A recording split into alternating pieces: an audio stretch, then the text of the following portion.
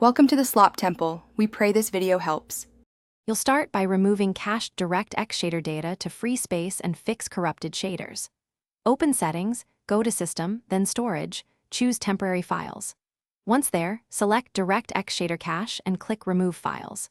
Make sure you close games and GPU-intensive apps first so files aren't locked.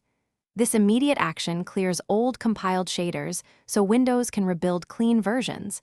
It often reduces stutters and graphical glitches. Next, run disk cleanup with administrative rights and target the system drive.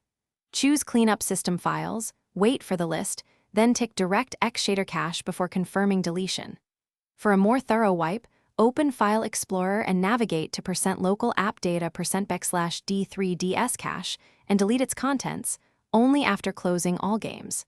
Doing both methods ensures cached shader binaries are removed. Once deleted, Windows and your games will recompile shaders, which resolves corruption while preserving. Finish by rebooting. The system will rebuild shader caches when you next launch games, which is normal and may cause short stutters. Once done, verify improved stability and freed disk space. If shader issues continue, boot into safe mode and delete the D3D cache folder manually, or update/reinstall your GPU driver to clear driver-level caches.